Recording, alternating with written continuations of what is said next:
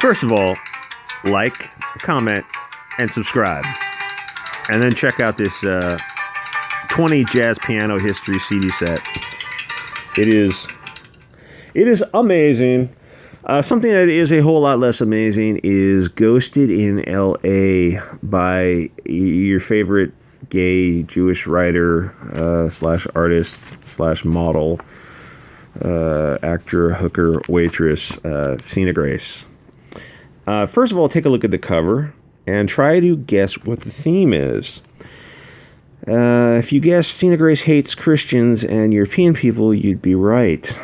From reading Sina Grace, I'm getting the feeling he is a disappointment to his parents. From Iceman and Ghosted, his characters seem to have real issues with their parents. I'm sure Sina Grace would say his parents are evil homophobes. But after reading Sina's books, I have to ask him, is it possible that you're just an asshole? And dear Sina Grace, please don't send me a picture of your anus. In case you don't know the story, Robbie Rodriguez, who works for DC, sent Ethan Van Sciver a picture of his anus. And yes, I'm being serious. That's why people call him Robbie Rectum. Did he get fired for sexually harassing the human sunbeam? Nope. The rules don't apply to them.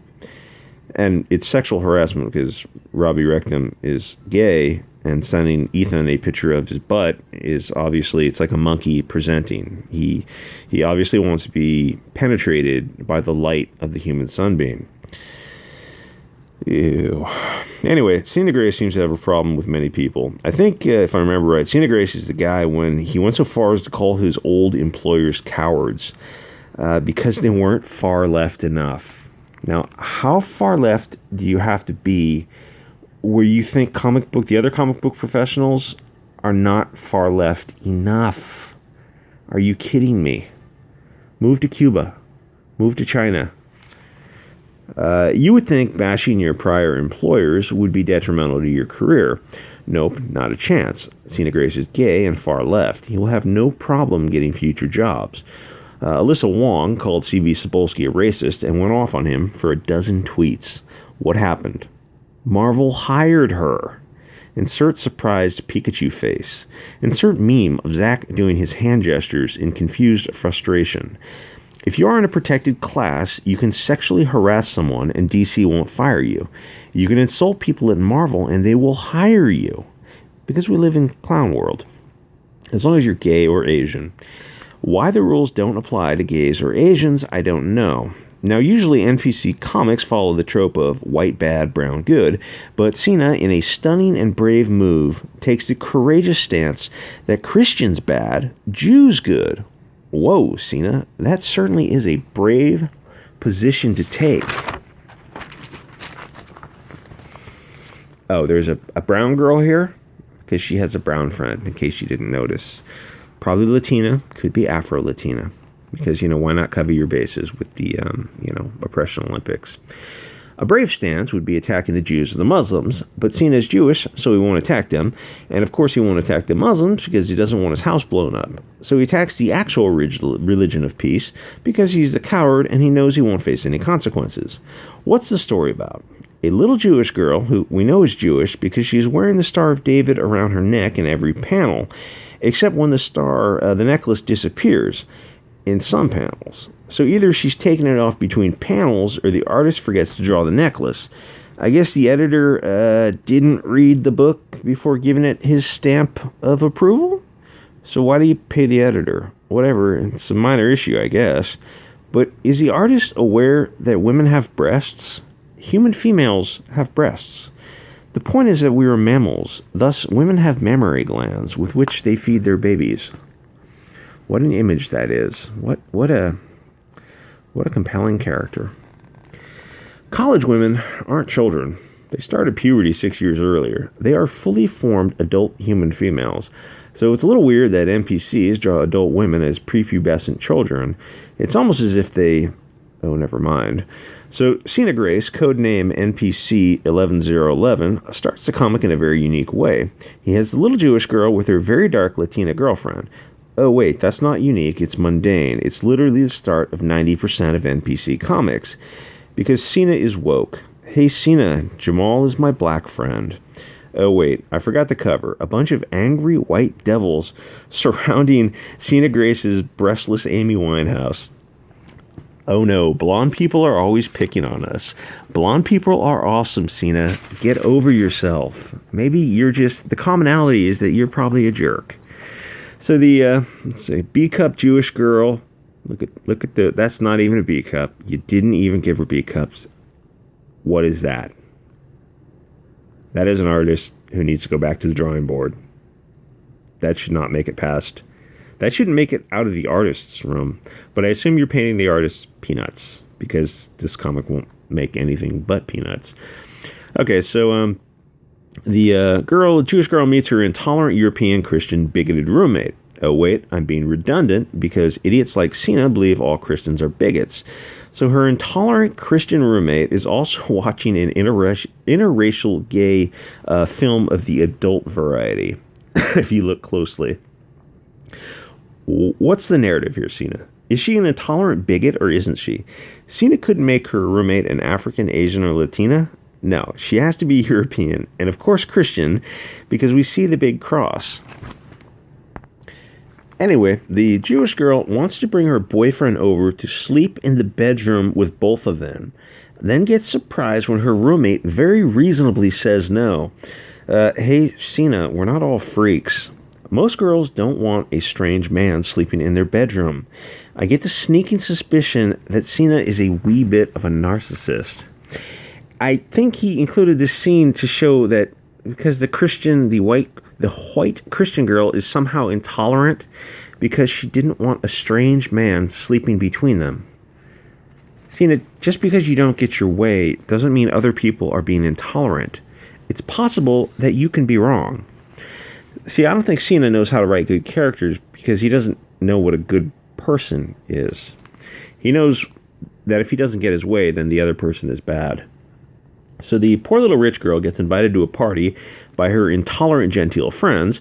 Of course, they ghost her because apparently Sina thinks everyone at college is some sort of jerk. Hey, Sina, if you're nice, people will be nice to you. Most of the time. She goes to her room to get her bike, and her roommates are having a Bible study. It's just perfectly reasonable. That happens in college all the time. Or they have other other group associations and stuff. She's having a Bible study with the United Colors of Bennington here. Let's see. Some kind of Asian girl, African girl, Indian girl, European girl, Latina, and maybe Southern European girl or Latina or something.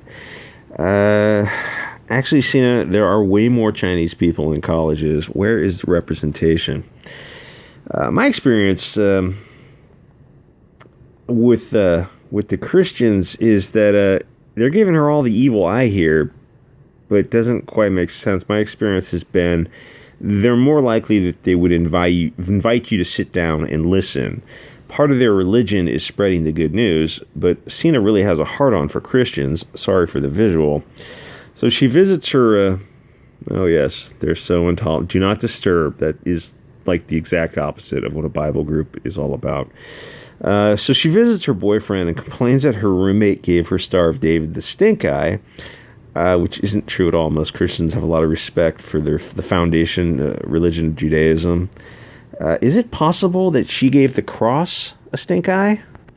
Anyway, the story moves along at a breakneck pace. It's an enthralling read that captivates and compels the reader to turn the page. Her boyfriend dumps her because, come on, who wouldn't? Maybe he wants a girl with breasts. It's not an unreasonable desire. Perhaps he wants to give her a pearl necklace. She breaks into a mansion, strips to bra and panties. Oh, yes, we get it. She's breastless and she's Jewish. Very, very, very Jewish. Okay, she breaks into this mansion that was shown earlier and decides to have a swim. God, who writes this shit? Because why not? Jewish girls are known for their spontaneous criminal behavior. And while swimming, she meets some ghost. Because Sina wants you to know that this is going to be a wacky adventure. And he has managed to write something that isn't really anything. She also manages to get a dig at the Catholics. Let's see, what does she say to the Catholics when she goes inside and talks to them? I died. The Catholics were right about purgatory. I'm stuck in it with old people. I shouldn't have eaten that pepperoni pizza in 7th grade. I'm in purgatory because I didn't keep kosher.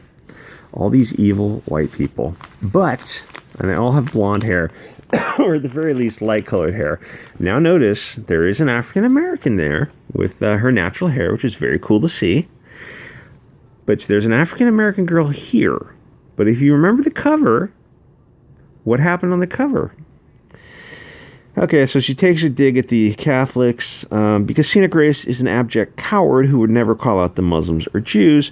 Catholics are the nicest people on earth. Anyway, the comic is absolute garbage. I'm guessing the first issue will sell 5 or 10,000. Now, the Comic-Con won't report it until a few months later, I think. So we'll see. Remember my prediction if you got this far in the video, 5 or 10,000. The second issue will be a third of that. Its basic message is European people are bad, especially blondes. In fact, the cover shows 4 Europeans with clawed hands and scary faces, and 3 out of 4 of them are, of course, blonde, but in the interior pages, one of the ghosts is a black girl. But for some mysterious reason, the black girl is left off the cover. Sina hates Europeans so much that he left the black girl out of the cover because it ruins his white people bad narrative. It really makes you think. Basically, people like Sina treat black people like purse puppies. They're their sword and shield. And one last thing. Take a look at Sina Grace's Twitter. It's completely dead. There is zero excitement for him or any of his projects. Actually, now that I think about it, there isn't much excitement for any of the anti-Comicsgate crowd. But people are excited about Comicsgate. I see tons of new Comicsgate projects. People are advertising their books when they respond to the pros. Comicsgate is growing. It's going to be exciting to see where it is in 10 years. Anyway, like, comment, subscribe, and I'll see you next episode. If you want to take a guess to see, gay fencers, 3 gay fencers, of course. Who wouldn't buy that? And Teen Vogue is giving it the thumbs up. Teen Vogue is giving up teenage homosexuality. Of course, that's great. Nothing wrong with homosexuality. Of course, my joke is that I don't think it's going to sell very well because most gay kids are reading, Spider-Man and Batman. They don't want. Believe it or not, most gay kids do not want to read gay comics because they're not written very well. Because the writers don't get there on merit; they get there on their qualifications. Their qualifications are that.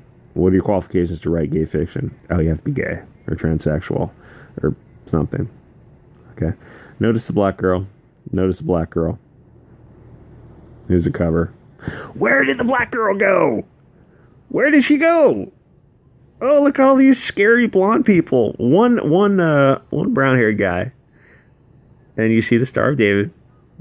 Do you think these are all Jewish people? No, of course not. Oh, Sina. You were so far up your own back hole. Please don't send me a photo of your back hole.